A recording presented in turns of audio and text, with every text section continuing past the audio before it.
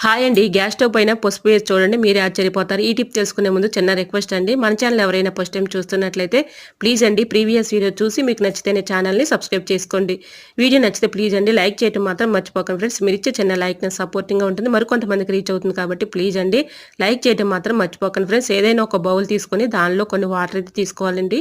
దానిలో అయితే 2 కర్పూరం బిళ్ళలు తీసుకొని ఇలాగా పౌడర్ లాగా దీంట్లో అయితే కలుపుకోవాలి. ఈ వాటర్‌లో ఆ పౌడర్‌ని కలిపేసుకున్న తర్వాత ఒక స్పూన్ అయితే పసుపు వేసుకోవాలండి. ఇలా ఈ వాటర్‌లో పసుపు వేసేసుకున్న తర్వాత కాటన్ క్లాత్ తీసుకొని ఇలాగ ఈ వాటర్‌లో డిప్ చేసుకొని ఇలాగ మొత్తం కూడా ఈ క్లాత్‌ని పెట్టి చక్కగా మనం నైట్ టైంలో గిన్నెలు కడిగేసిన తర్వాత ఇలా గ్యాస్ స్టవ్ పైన ఇలా క్లీన్ చేసుకున్నాం అనుకోండి, బల్లులు కానీ బొద్దింకలు కానీ చిన్న చిన్న పురుగులు కానీ చీమలు కానీ రాకుండా ఉంటాయండి. వీటికి ఘాటుకి కానీ స్మెల్కి కానీ అవి దూరంగా పారిపోతాయి. సో యూజ్ అవుతుంది అనుకుంటే తప్పకుండా ట్రై చేయండి. వీడియో నచ్చితే లైక్ చేయండి.